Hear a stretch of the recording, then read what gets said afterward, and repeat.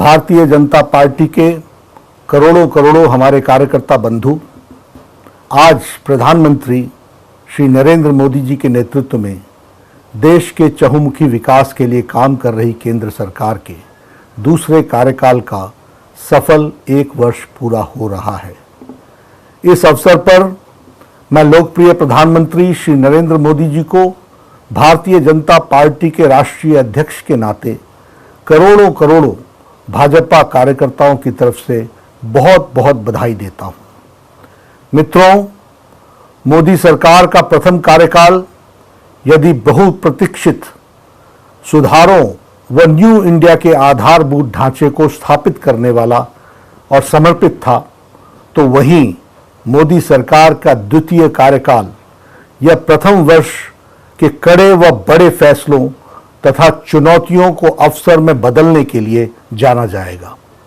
इस 1 वर्ष में मोदी सरकार ने जनहित, लोकहित के उन फैसलों को अमली जामा पहनाया है जो देश की एकता, अखंडता को सुदृढ़ करने वाला था, सामाजिक व आर्थिक न्याय दिलाने के साथ साथ अपनी वैचारिक प्रतिबद्धता को पूर्णता प्रदान करने वाला है। चुनौतियों को अवसर में बदलना ही किसी नेतृत्व की नेतृत्व क्षमता का परिचायक होता है। गत 6 वर्षों में देश की जनता ने यह देखा है और महसूस किया है कि मोदी जी आदर्शों और सिद्धांतों के प्रति पूर्ण निष्ठावान व प्रबल आत्मविश्वास से भरे एक ऐसे दूरदर्शी व्यक्तित्व के धनी हैं जिनकी निर्णायक क्षमता, पारदर्शिता व विश्वसनीयता आज विश्व पटल पर अमिट छाप छोड़ रही है। मित्रों, आप सभी जानते हैं आज हमारा देश ही नहीं बल्कि संपूर्ण विश्व कोरोना जैसी महामारी से त्रस्त है। यह एक ऐसी महामारी है जिसके समक्ष बड़ी से बड़ी महाशक्तियां भी स्वयं को असहाय महसूस कर रही हैं। ऐसी कठिन चुनौती से सामना करने के लिए प्रधानमंत्री श्री मोदी जी ने जिस संयम और संकल्प के साथ जन भागीदारी का आह्वान करते हुए कोरोना के विरुद्ध शंखनाद किया है वह अद्भुत था। फिर चाहे जनता कर्फ्यू हो, सोशल डिस्टेंसिंग हो या उसका संदेश हो, मास्क लगाने का संदेश हो, आरोग्य सेतु सुरक्षा कवच हो, स्वास्थ्य कर्मी और पुलिस कर्मियों के स्वच्छता कर्मियों जैसे देवदूतों का अभिनंदन हो, प्रधानमंत्री जी के हर निवेदन को जनता जनार्दन ने अभूतपूर्व समर्थन दिया है, क्योंकि देशवासियों को पूरा भरोसा है कि मोदी जी हैं तो मुमकिन है। स्पष्ट नीति, सटीक निर्णय लेकर प्रधानमंत्री जी ने दुनिया को दिखा दिया है कि भारत ऐसी समस्याओं से भी मजबूती के साथ लड़ने और उसने निपटने का सक्षम है। एक प्रधान सेवक, एक प्रधान अभिभावक, एक संरक्षक के रूप में देशवासियों के हौसले को बढ़ाने और यह प्रधानमंत्री जी अद्भुत तरीके से इसको उन्होंने किया है। प्रधानमंत्री जी के नेतृत्व में जन भागीदारी, जन विश्वास, जन सरोकार और जागरूकता, जागृत चेतना के 4 मजबूत स्तंभ बनकर उभरे हैं। 28 मार्च को प्रधानमंत्री श्री नरेंद्र मोदी जी का आह्वान पर पीएम केयर फंड की स्थापना हुई और मुझे यह बताते हुए गर्व का अनुभव होता है कि मात्र 1 सप्ताह में 6,500 करोड़ रुपए इस फंड में जमा हो गए। यह बताता है कि कैसे हमारे प्रधानमंत्री जी के एक पुकार पर देश तन, मन, धन से सहयोग करने के लिए आगे आता है और इन्हीं 2 महीनों में इस महामारी से लड़ने की एक मजबूत स्वास्थ्य ढांचा खड़ा कर दिया गया है। प्रतिदिन 1.6 लाख से ज्यादा टेस्टिंग हो रही है, जो कि अप्रैल में मात्र 10,000 थी। देश में आज लगभग 1,000 डेडिकेटेड अस्पताल हैं, जहां कोविड महामारी की शुरुआत में ही पीपीई किट के निर्माण नहीं हो रहा था, वहीं आज लगभग 600 से ज्यादा अधिक स्वदेशी निर्माताओं ने आगे बढ़ करके द्वार देश के प्रतिदिन प्रतिदिन 4.5 लाख से अधिक पीपीई किट का निर्माण कर रहे हैं। देश में लगभग 60,000 से अधिक वेंटिलेटर की व्यवस्था की जा रही है, जिनमें से 58,000 से अधिक मेक इन इंडिया के तहत बन रहे हैं। इनमें से लगभग 50,000 वेंटिलेटर पीएम केयर फंड के आवंटित राशि से खरीदे जाएंगे। 650 से अधिक टेस्टिंग लैब कार्यरत हैं। आज हमारा देश कोरोना की महामारी से लड़ने के लिए स्वस्थ संसाधनों के साथ आत्मनिर्भर खड़ा है, और यह कथ्य, तथ्य और सत्य तीनों की कसौटियों पर खरा साबित होता है। इस जनबल और आत्मबल को अपनी भुजाएं बनाकर प्रधानमंत्री जी आज आत्मनिर्भर भारत के लक्ष्यों की तरफ बढ़ रहे हैं।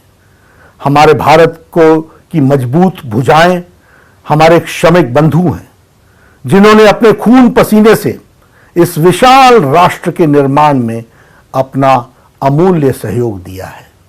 आज इस विपदा की घड़ी में आदरणीय प्रधानमंत्री जी के नेतृत्व में हमारी पूरी सरकार ने हर प्रवासी मजदूर को उनके गंतव्य स्थान तक पहुंचाने का प्रयास किया है, और अपने इस संकल्प में हम दिन प्रतिदिन नई नीतियों और सुझावों को समाहित करते हुए और इसको सरल और प्रभावी करने की कोशिश कर रहे हैं। साथ ही विदेशों में रह रहे प्रवासी भारतीयों को और जो विद्यार्थी हैं को स्वदेश लाने का भी प्रयास सरकार वंदे भारत मिशन के तहत किया जा रहा है। कोरोना संकट में पटरी से उतरी हुई भारतीय अर्थव्यवस्था को सुचारू करने के लिए भारत के प्रधानमंत्री श्री नरेंद्र मोदी जी ने स्वदेशी और स्वावलंबन का नारा देते हुए देश की आत्मबल को पुनर्जागृत किया है। साथ ही लोकल के लिए वोकल का नारा देकर के स्थानीय उद्यमों को बढ़ावा देने की जरूरत पर बल दिया है। यह एक लंबी लड़ाई है जिसमें हम सबको सोशल डिस्टेंसिंग, फेस कवर और संयम के साथ आगे बढ़ना है। आपको स्मरण होगा कि प्रधानमंत्री जी ने पद पर शपथ लेने के पश्चात अपने को प्रथम संबोधन में ही उन्होंने कहा था कि मेरी ये सरकार गरीबों को समर्पित है। इसी संकल्प को ध्यान में रखते हुए इस विषम परिस्थिति में भी प्रधानमंत्री जी ने 26 मार्च 2020 को ही 1,70,000 करोड़ का प्रावधान गरीब कल्याण योजना के तहत घोषित किया था, जिसके तहत डायरेक्ट बैंक ट्रांसफर के माध्यम से देश के लगभग 9 करोड़ से अधिक लोगों के खातों में किसान सम्मान निधि के तहत 2,000 रुपये प्रति व्यक्ति की राशि भेजी गई। पहले गरीब रहता था फाके में, अब धन जाता है सीधे उसके खाते में। 80 करोड़ लोगों को 5 किलो गेहूं और 1 किलो दाल अगले 3 महीने तक, यानी गरीब परिवार को मुफ्त राशन भी देश में 1 नेशन 1 राशन कार्ड। 3 करोड़ दिव्यांगों को, बुजुर्गों और विधवाओं को उनके अकाउंट में 1-1 हजार रुपए की आर्थिक सहायता पहुंचाई गई है। जनधन खाता धारकों को नकदी का संकट न आए, इसलिए प्रधानमंत्री गरीब कल्याण योजना के तहत 20 करोड़ जनधन खाता धारक बहनों को, माताओं को, महिलाओं को उनके खाते में 500 रुपए की सहायता राशि 3 महीने तक भेजी जाएगी। 8 करोड़ गरीब परिवारों को 3 माह के लिए उज्ज्वला योजना के तहत फ्री गैस सिलेंडर दिए जाएंगे। मनरेगा के तहत मजदूरी को 182 रुपये प्रतिदिन से बढ़ाकर 202 रुपये प्रतिदिन का कर दिया गया है, जिससे 13.62 करोड़ परिवार लाभान्वित होंगे। मोदी जी ने मनरेगा को भारत के इतिहास में सबसे अधिक 1 लाख करोड़ रुपए का आवंटन किया है। कोरोना महामारी से लड़ रहे स्वास्थ्य कर्मियों को 50 लाख रुपए का बीमा दिया गया है। आदरणीय प्रधानमंत्री जी ने विश्व के सबसे बड़े होलिस्टिक कोविड रिलीफ पैकेज की घोषणा की है।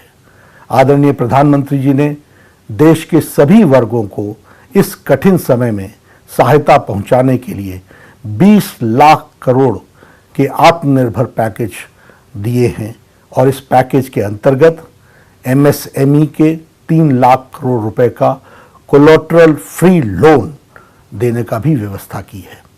किसान क्रेडिट कार्ड हेतु 2 लाख करोड़ रुपए की राशि आवंटित की गई है। कृषि के आधारभूत ढांचे के निर्माण के लिए 1 लाख करोड़ रुपए दिए गए हैं। रेहड़ी पटरी वालों के लिए उनको कर्ज देने के लिए 5,000 करोड़ रुपए आवंटित किए गए हैं अगले, जिससे 50 लाख स्ट्रीट वेंडर्स को लाभ होगा। प्रवासी मजदूरों के भोजन एवं उनके रुकने की व्यवस्था हेतु 3,500 करोड़ रुपए दिए गए हैं। कोरोना के वैश्विक संकट में आदरणीय प्रधानमंत्री जी ने सिर्फ अपने देश की ही चिंता नहीं की है, बल्कि वसुधैव कुटुंबकम को मानते हुए इस बात को चरितार्थ करते हुए 113 देशों को दवा पहुंचाने का काम आदरणीय मोदी जी ने किया है। यह मानवता का वह सेवा है जिसकी मिसाल आज पूरा विश्व देख रहा है। मोदी जी की सरकार ने अपने द्वितीय कार्यकाल में ही ऐसे अनेकों निर्णय लिए जिसका इंतजार भारतवर्ष दशकों से कर रहा था। आदरणीय प्रधानमंत्री जी ने देश को सुरक्षित करने के लिए, सभी को सम्मान देने के लिए, देश की एकता और अखंडता को अक्षुण्ण रखने के लिए, हर व्यक्ति को समान पायदान पर लाने के लिए ऐसे अनेकों निर्णय लिए जिन्होंने भारत की तस्वीर बदलने का कार्य किया है। कांग्रेस के शासनकाल में हुई ऐतिहासिक भूलें तथा जड़ हो चुकी समस्याओं का समाधान करने के साथ साथ सरकार ने आम जनता के हित में विषयों को प्रभावी कार्य किए हैं। मोदी जी के नेतृत्व में एक वर्ष में अनुच्छेद 370, नागरिक संशोधन कानून, राम मंदिर, ट्रिपल तलाक, 3 तलाक जैसे लंबित मामलों को शांतिपूर्ण और न्यायपूर्ण समाधान देकर देश की एकता और अखंडता को मजबूती देने का काम किया है। इस ऐतिहासिक काम को अनुच्छेद 370 व 35A देश की अखंडता पर एक काले धब्बे जैसा था। यह न तो देश की अखंडता के हित में था और न ही यह जम्मू कश्मीर के लोगों के प्रगति के हित में था। 1950 से चली आ रही यह समस्या को मोदी सरकार ने जड़ से समाप्त करने का साहस दिखाया। इस निर्णय से हमारे श्यामा प्रसाद मुखर्जी का एक निशान, एक विधान, एक प्रधान का संकल्प 100% पूरा हुआ है।